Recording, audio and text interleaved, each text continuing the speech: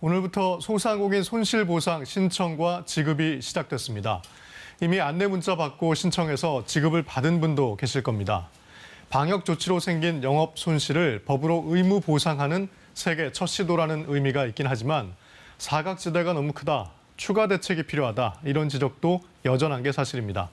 자, 이 문제를 취재하고 있는 김준범 기자와 함께 자세히 알아보겠습니다. 자, 김 기자, 오늘 첫날이었는데 신청 많이들 하셨죠?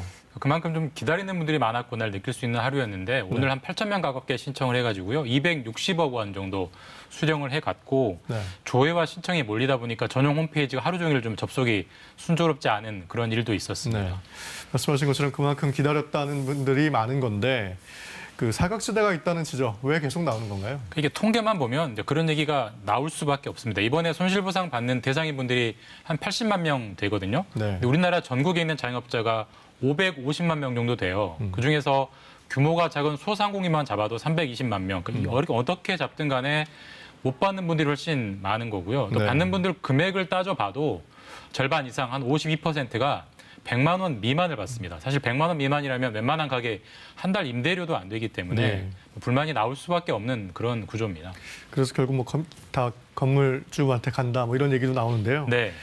결국 이제 집합금지나 영업 제한으로 지정된 업종만 손실 보상을 해주다 보니까 그런 건데 왜 이렇게 깐깐하게 요건을 정한 거죠? 뭐 정부도 나름의 좀 할 말은 있어요. 이게 이제 손실 지원이 아니라 손실 보상이기 때문에 그런 건데 이 손실 보상이라는 건 앵커멘트 때도 말씀하셨지만 이게 법적인 의무거든요. 그러니까 정부가 안 주면 국민이 소송을 해서 받아낼 수가 있어요. 그러니까 정부 입장에서는 최대한 요건을 엄격하게 해야 나중에 법적인 뒤탈이 안 생기는 이제 그런 문제가 있고 또 직접적인 피해 말고 간접적인 피해까지 다 보상해주면 좋기는 하겠지만 그러면 돈이 너무 많이 들어간다. 재정의 부담이 너무 크다. 이런 정부의 걱정이 깔려 있는 거죠.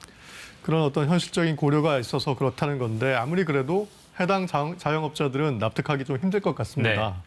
그 제외된 업종에 대해서 그래서 정부가 마련하고 있는 또 다른 대책도 있죠. 사실 손실보상만으로는 역부족이다. 2중, 3중의 추가 대책이 필요하다는 건 정부도 인정하고요. 아마 그래서 조만간에 추가 대책이 나올 겁니다. 다만 아직 확정은 안 됐는데 여기저기 좀 취재를 해보니까 일단은 그 사적 모임 제한 때문에 피해를 본 모든 업종에 일종의 위로금을 주는 게 어떠냐. 그리고 뭐 여행이나 뭐 숙박처럼 좀 부진한 분야에 분야별로 소비 쿠폰을 발행하자. 이런 논의가 있긴 한데 돈이 많이 들어가요. 그러니까 이게 아직 확정적이라 볼 수는 없고 상대적으로 좀 가능성이 높은 대책이 한 금리 1% 이쪽 저쪽 아주 낮은 금리로 무담보로 장기로 자영업자들에게 대출을 해주자. 이 방안이 좀 유력해 보입니다.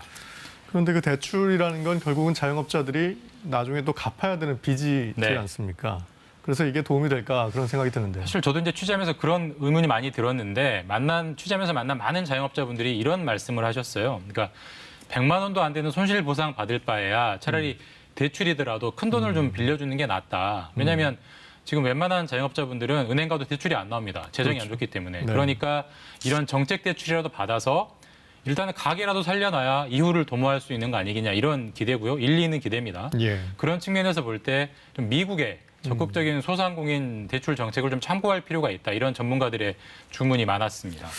그럼 뭐 미국은 적극적인 대출 정책을 쓰나 보죠? 그게 어떤 겁니까? 이제 PPP라는 이름의 정책인데 이런 겁니다. 그러니까 사실 지난해 상반기부터 시작을 해가지고 상당히 효과를 보고 있는 정책인데 생소하시겠지만 내용은 이런 거예요. 그러니까 시중은행이 무담보로 자영업자들에게 긴급 대출을 해줍니다. 많게는 수십억까지 대출을 해주고요. 이 대출받은 돈을 자영업자가 뭐 직원 월급이나 임대료 이런 운영비로 썼다는 게 증명이 되면 정부가 대신 갚아줍니다. 자영업자는 갚을 필요가 없어요. 이게 무슨 효과가 있냐면 자영업자들은 급한 자금난 불을 끌 수 있고요. 또 거기서 일하는 직원들의 고용도 지켜주기 때문에 일석이조의 효과가 있다. 이런 평가가 많습니다. 자, 그런 좋은 선례가 있는 것 같은데 우리 정부는 왜 비슷한 적극적인 대책을 내놓지 않은 걸까요? 일단 우리도 좀 그런 비슷한 대출 정책 해보자는 법안이 국회에 나와 있긴 합니다. 근데 결국 이게 정부의 재정 부담이 되면 어떻게 하느냐는 걱정이 좀 있는 게 사실이고 일단 어쨌든 내년 예산안을 지금 당장 국회에서 심의하지 않겠습니까? 그 심의 과정에서 어느 정도 반영이 되느냐 이걸 좀 봐야 이게 어느 정도 반영이 될 거냐 가닥이 좀 잡힐 것 같습니다. 네, 알겠습니다. 지금까지 김준범 기자였습니다.